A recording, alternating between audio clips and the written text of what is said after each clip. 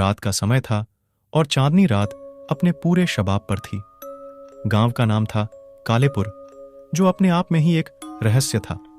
लोग इस गांव से जुड़े किस्से कहानियों को सुनते सुनते बड़े हुए थे।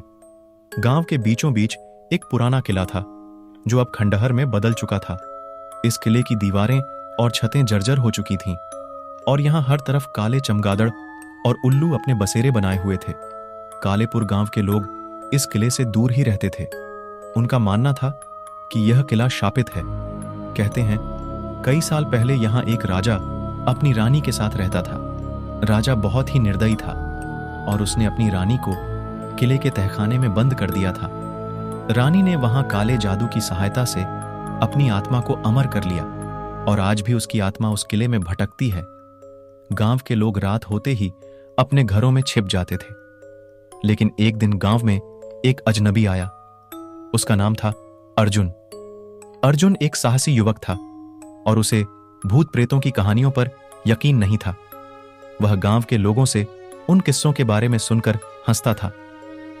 एक दिन अर्जुन ने ठान लिया कि वह इस किले की सच्चाई जानकर रहेगा। गांव वालों ने उसे बहुत समझाया, लेकिन वह नहीं माना। वह रात को किले में जाने के लिए तैयार हो गया। रात का समय था, चारों ओर सन्नाटा पसरा हुआ था। अर्जुन ने अपने साथ एक टॉर्च, कुछ खाना और एक कैमरा लिया और किले की ओर चल पड़ा। किले का बड़ा सा दरवाजा खुला हुआ था और उसमें से ठंडी हवा के झोंके आ रहे थे। अर्जुन ने हिम्मत जुटाई और अंदर प्रवेश किया। अंदर का माहौल बेहद डरावना था।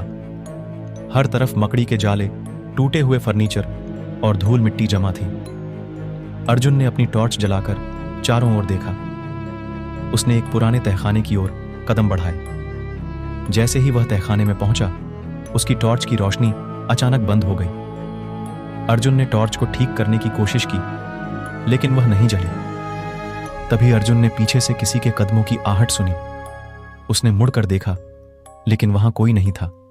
उसकी दिल की धड़कनें तेज हो गईं। उसने कैमरा निकालकर उसे ऑन किया और तहखाने के अंधेरे को रिकॉर्ड करने लगा।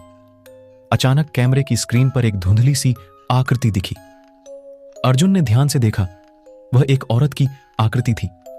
उसके लंबे बाल बिखरे हुए थे और आंखें लाल लाल चमक रही थीं। अर्जुन को अब एहसास हुआ कि वह रानी की आत्मा है। अर्जुन ने वहां से भागने की कोशिश की, लेकिन उसके पैर जैसे जड़ हो गए थे। वह हिल भी नहीं पा रहा था। तभी वह आत्मा धीरे धीरे उसकी ओर बढ़ने लगी। अर्जुन ने हिम्मत करके जोर से चिल्लाया और उसकी आंखों के सामने अंधेरा छा गया। अर्जुन को होश आया तो वह गांव के मंदिर में था। गांव के बुजुर्ग उसके चारों ओर खड़े थे। अर्जुन ने अपनी आंखें खोली और पूछा, मैं यहां कैसे पहुंचा? बुजुर्ग ने कहा, बेटा, हमने तुम्हें किले के बाहर बेहोश पड़ा पाया। हमने तुम्हें यहां लाकर होश में लाने की कोशिश की। अर्जुन ने कहा, वहां उस किले में एक आत्मा है।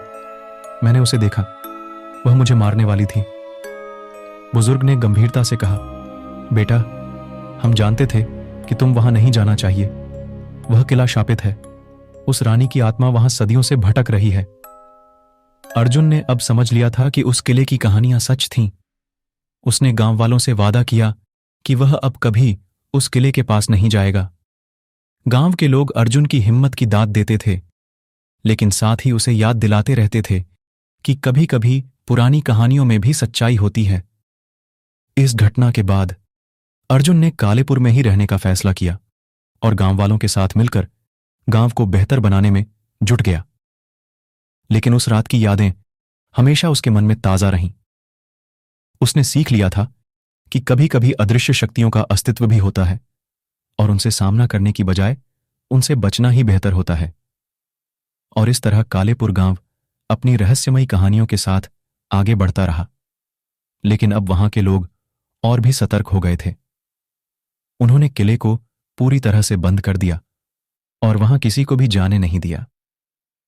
कालेपुर की कहानियां सुनकर लोग डरते थे, लेकिन अर्जुन की कहानी ने उन्हें सिखाया कि कभी कभी डरावनी कहानियों के पीछे भी एक सच्चाई होती है और हमें उसका सम्मान करना चाहिए।